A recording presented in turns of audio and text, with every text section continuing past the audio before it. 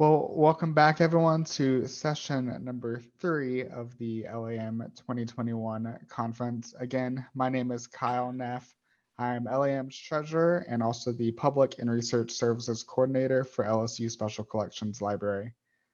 Welcome to this session. This one's going to be led by Elizabeth Weinstein, and she is leading our presentation today on adding the wow factor to museum exhibitions. Elizabeth is an independent curator and museum consultant. During the presentation, we ask that you go ahead and just stay muted and send any questions that you have through the chat. We'll go ahead and have a little bit of time after the presentation for the Q&A with Elizabeth. Every session that we do today will be recorded and made available afterwards. But if you don't want to appear on the recording, you can go ahead and turn your video off. And with that, Elizabeth, I'll go ahead and turn it over to you. Yep. Thank you. Let's see. I was trying to, let's see. All right. Well, welcome. Adding the wow factor to museum exhibitions. My hope is whether you're a seasoned curator or you're new to curating, that this session will inspire you and hopefully stimulate your thinking about ways that you can make your exhibitions even more wondrous. I'm going to talk a little bit and then I'm going to show you some examples of some of the exhibitions that I've curated during my 18 years as Director of Interpretation and Chief Curator at LESM, which is how most of you know me. So what is the wow factor? The wow factor is defined as a quality or feature of something that makes people feel great excitement or admiration. You're most often, the word wow factor is used in terms of marketing, but it's been used more often lately in museum exhibitions and in our industry. But wonder is a word that you're probably more used to hearing. It's similar. Wonder is defined as the emotion excited by what is strange and surprising, a feeling of surprised or puzzled interest, sometimes tinged with admiration. The word wonder, of course, isn't new when we talk about museums. The Wunderkammer, which is literally translated as wonder chamber, were the rooms during the Age of Exploration that served as the prototypes of today's museums. You know, in the New World, they were bringing back all these strange and exotic things, and the collectors of those items grouped them the way that they felt were most compelling, and they were trying to make sense of the world around them. So I've always liked this picture with this, I don't know if it's an alligator or a crocodile on the ceiling, but it definitely gets your attention. Churches also, of course, are prototypes of museums. And although they're different from a Wunderkammer experience, of course, they were still designed to excite a sense of awe and a sense of wonder in the majesty of God. But wonder begins in childhood. And we all know that as young children, they're very eager to explore the world. But in my opinion, as curators and museum professionals, it's our job to sort of help our visitors, and I guess in this case, I'm speaking mostly about adults, to find the child within them again, to help them to be removed from the chaotic world that we live in and be able to immerse themselves in the story that we're telling. You know, as curators, we're creative storytellers by trade, and we craft or curate experiences to allow our visitors to learn about new things, but also to be entertained and perhaps to be wowed. So if we find a way to make more what I'll call wonder-filled exhibitions, I think that our evaluations will be higher. We have, you know, quantitative, of course, and qualitative measurements. But the qualitative is really just as important as the quantitative. I guess for anybody who's new to the profession, of course, quantitative is easier to measure. How did your visitors hear about it? How many people came? If our exhibitions are very compelling, then more people will talk about it and more people maybe will come, and maybe they'll spend longer in the exhibition. But the qualitative part is harder to measure, may even be impossible. But did it stimulate an interest? Did they think about something a new way? Did they find it meaningful? For me, I define success as when visitors are intrigued. They want to learn more. They think maybe we've shown them or told them about something that they're already familiar with, but they come away thinking about it in a brand new way. But it doesn't just happen. I think wow is something that we have to plan for. So the first stage, of course, in curating an exhibition is the conceptual stage. And although we're always very anxious to jump in, I think it's important to ask a couple of questions. Why are you telling the story? Why is it important? Who are you telling the story to? Who's your audience? At the Louisiana Art and Science Museum, we had children and we had adults, and we were art, we were science, we were a children's museum and a planetarium. It's important to know who your audience is. What are you trying to say? What is your main message, your primary themes? Where are you telling it? When are you telling it? Is it time to be with an anniversary or special occasion or world event? What are you going to use to tell it? How are you telling it? How much does it cost? Those are all, of course, the things that you put into your proposals. But then when you get into the producing, you have to take a step back. Think about walking through the exhibition yourself. Imagine yourself doing that. And think about what would help them to understand your story even better.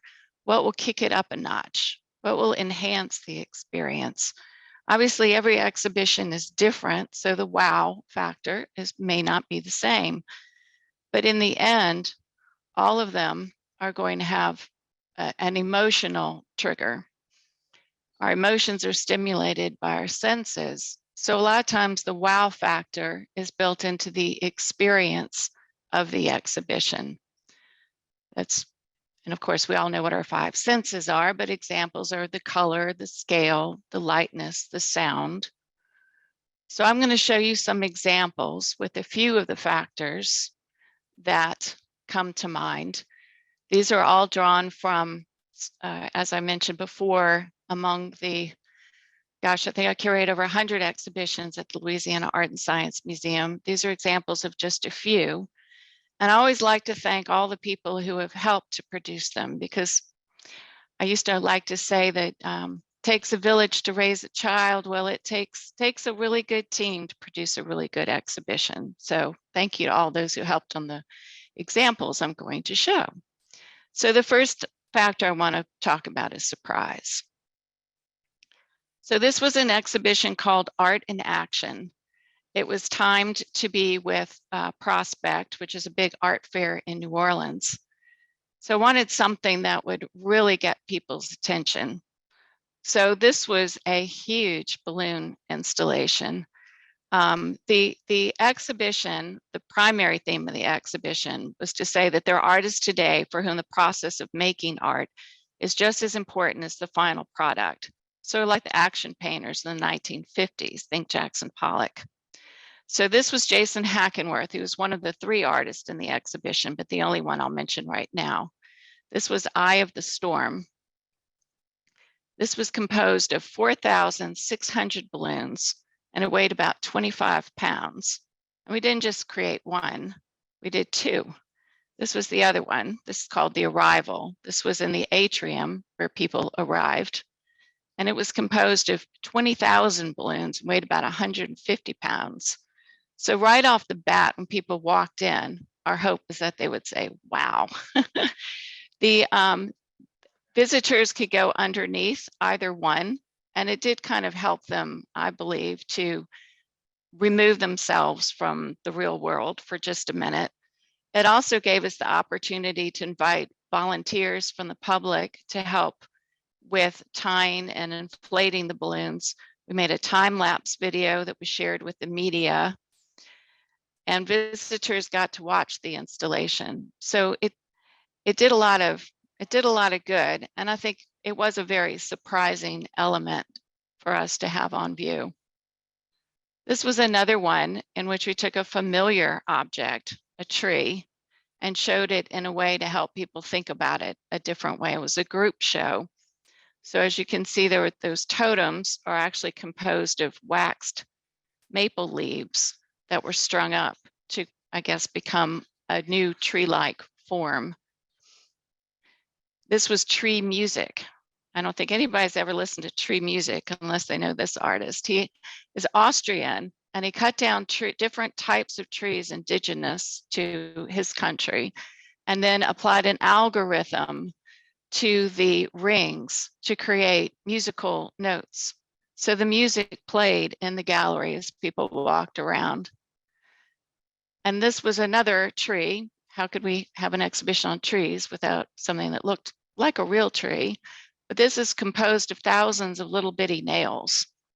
Now, so that we weren't completely imaginary, on the walls was another set of labels that had the actual leaf forms, which is what people use to identify different trees, and had a lot of information. For this exhibition, I'm just going to talk about the experience, not the text. Atmosphere is another factor. This was Frameworks of Absence with Brandon Balangier. Brandon is a biologist as well as an artist. And the main thrust of this exhibition was to help people to be aware of the importance of biodiversity and how many, many, many animal species have been lost. So Brandon takes 19th century prints, and then he actually cut out the animal. And then he burns the animals. Burns the cutout bits, sorry. And we hung these salon style on the walls. And the walls, as you can see, were painted a very deep red. That red color and intimate space. They were sort of salon style all around the room. They were actually in order from the oldest extinct animal, being the dodo bird, to the most recent. There was a video showing the ceremonial burning, and then each print was accompanied by an effigy jar. So this slide shows the total effect with, if you look in the corner, there's the shelving went floor to ceiling. The prints were all around the room. And then we also borrowed taxidermy from several local collections at LSU and mixed the insects and the mammals together. In fact, there were positions that they were looking at their long lost relatives on the wall. I'm not sure how many people got that, but they did get the point that you need a variety in our world to make our world function the way it's supposed to. So this sort of Victorianism, I thought, really helped to get the message across that Brandon was trying to achieve. Lighting. I think we're all pretty familiar as museum people about lighting, but lighting can do different things. In this exhibition, this was Elise Simon. She was an artist who was using very innovative practices. She used a particle disseminator to irradiate plexiglass, which was then a new material. So these were placed in a very dark environment. We actually put it near the planetarium to sort of reinforce the idea of futurism, and really made them glow, really gave off, I felt, the idea of why a dark space can work with some artworks. Sound.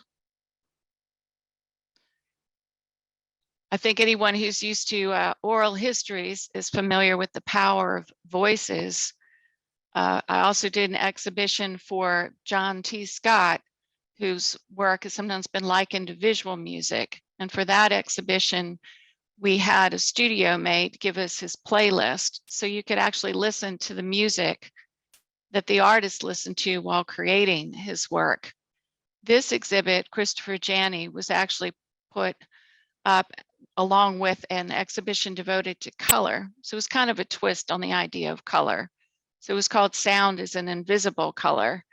The artist is Christopher Janney, who is best known for transforming architectural elements into musical instruments. When you touched a button, it would play. But we also transform, I don't have a good slide, but we transformed the stairway between the first and second floors of the color exhibition into a musical instrument. So as visitors walked up and down the stairs, they would play music. So of course, again, that was a nice element of surprise. Scale is perhaps one of the most obvious. If you think of even the State Museum, which has like a great big boat in it, well, this exhibition was on the sun. It was called Sunlight, Starlight, and it was timed to be during the International Festival of Light. So if you think about light, or you think about the sun, the actual sun is perhaps the most enduring element in our solar system. So we found a Canadian team who made artwork that is recreated the sun. This was done by Caitlin Brown and Wayne Garrett. It was commissioned for downtown Calgary, and originally was designed to extend the sun's golden hour into the longest and darkest nights of the Canadian winter. So the exhibition was actually during winter time, and it was 10 feet in diameter and has all these tubes connected to a single light source in the middle. But as people would walk by, the motion sensors would cause it to twinkle. It's sort of a twinkling effect.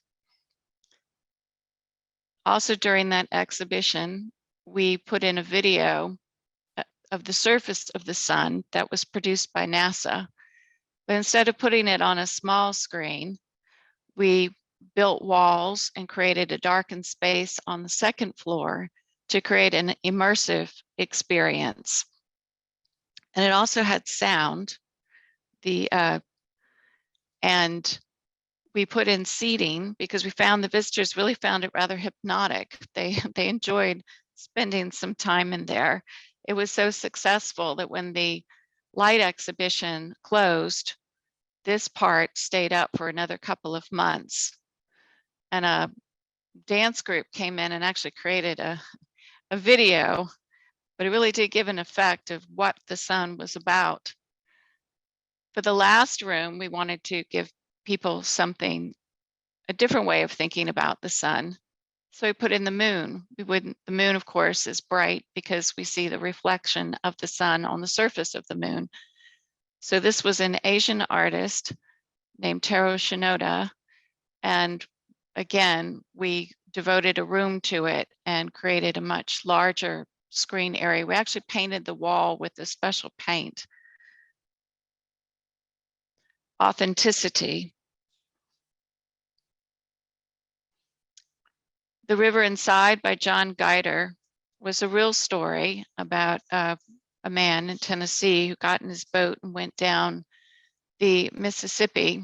It was a collection of platinum prints, but to make it more, all the prints were roughly about the same size. So to make it more interesting, we had one large wall and enlarged one of his photos of the river. And although I don't have a slide of it, we borrowed his actual boat and his gear and his camera equipment. So really kind of brought home to people that this was a real voyage by a real person. Faces of the Flood was another more historic real life event that we produced.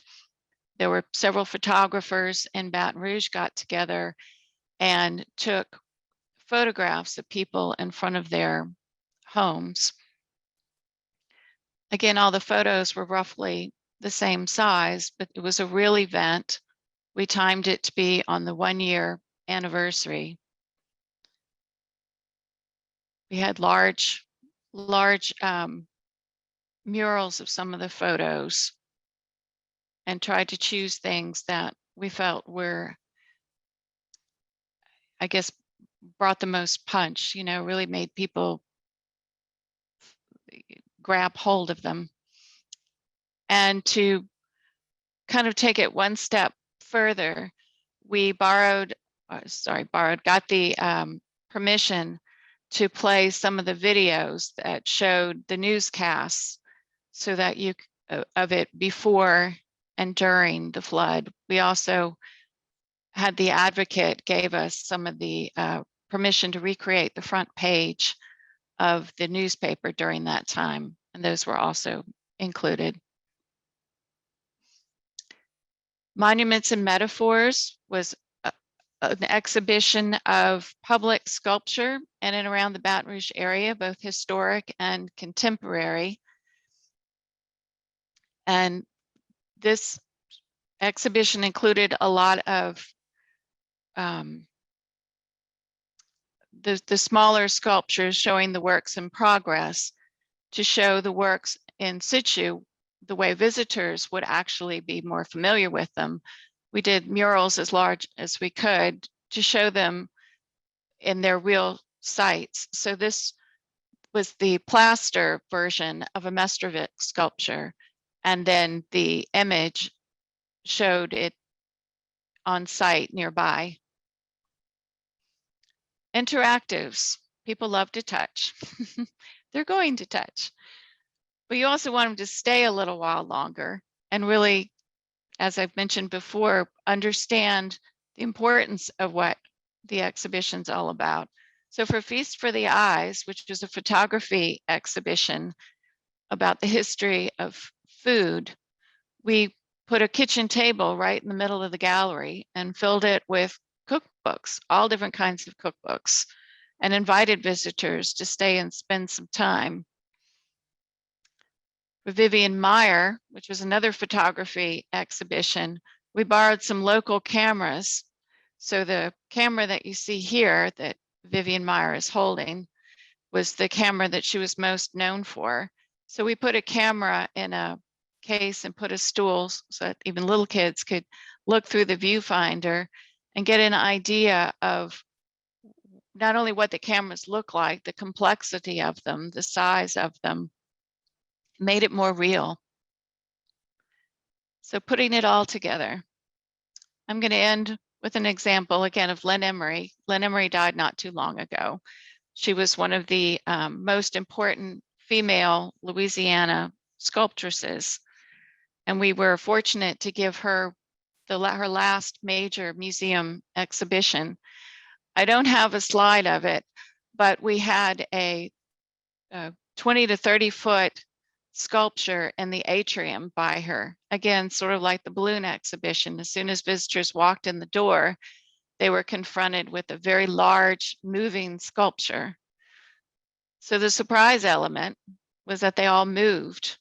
The exhibition detailed the different ways that she's used forces of nature. So although we used water, so we had water fountains. She used magnets at another point in her career. So we had magnetic works. And then we installed fans so that her wind-driven works would all be in motion when visitors walk through the gallery. For light, we opened up the shades, so we had a lot of natural light, which reflected on the aluminum material that she works with. So the atmosphere was crisp, but also likened more to the outdoors, which is how most people are familiar with Len's work. It was interactive also. We had musical elements. These are also her works, but most people are not familiar with them. And the sounds that they made could be heard throughout the gallery. And last but not least, to include authenticity, We set out a separate area to show the process by which she makes her works. We had what she calls 3D drawings, which are cardboard and straws that she used to make her first models, and then a maquette of a work made out of metal. Then we had a picture on the wall of the actual work in situ outside. These are the patterns that you're looking at that she used as to cut out her metal. We had a video nearby of her talking, and there was also a video showing her working process. So scale, surprise, light, atmosphere, sound, interactives, and what I'm calling authenticity are all some of the ways that you can incorporate more of a wow factor into your exhibitions to take a display of objects and text and kick it up a notch. So I hope that you enjoyed that. I hope I've stimulated and excited some of your thinking. And if you have any questions, I'm happy to take them.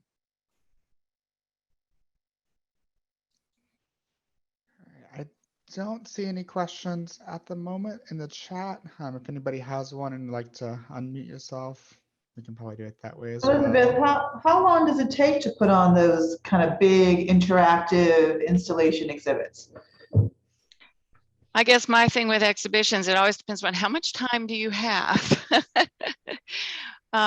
When you start thinking about the story that you're telling and what you need to tell it, that's the time to begin thinking about what you can do to enhance your exhibitions. They're all built in together. Most of the exhibitions I did at LASM, we may have put it on the schedule a year to 2 years in advance, but really I had about 6 months to develop them with, rather than in a larger museum, maybe they have more time because they all share the curator. And I was the only curator at that time. So. And so then for the installation, because we all have staffing issues. Sure. For the installation, I mean, would you hire outside people to help with you couldn't do that by yourself, clearly. Would you hire outside people for the installation? Were the artists involved with the installation?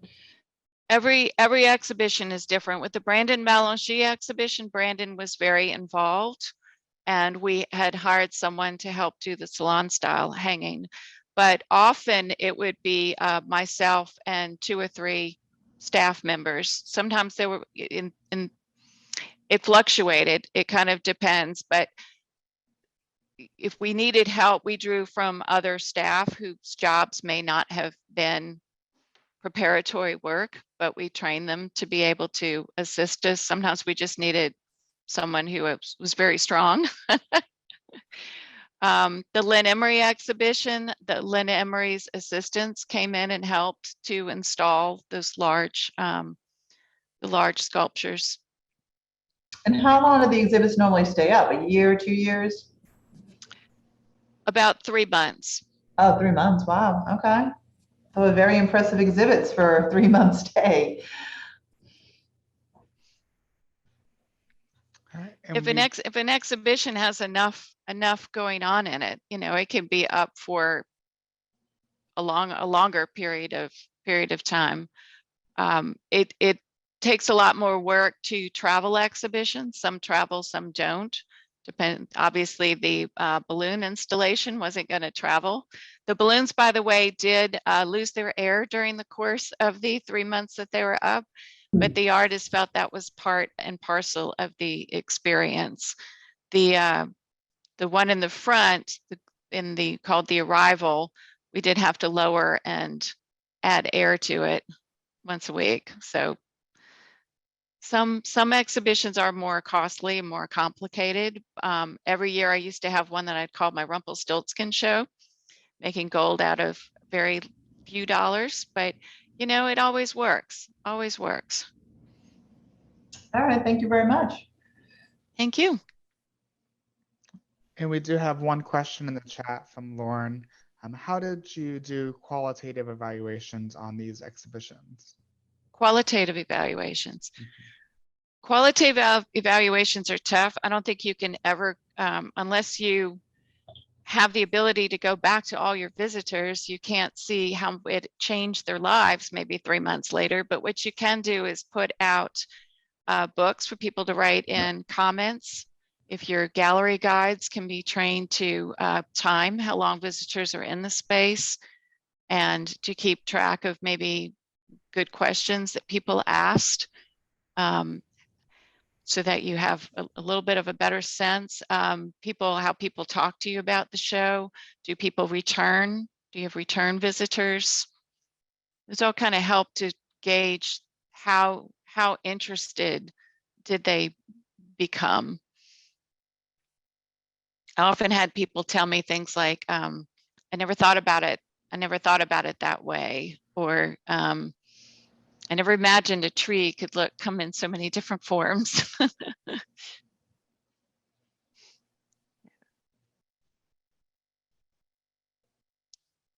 hope that answered that.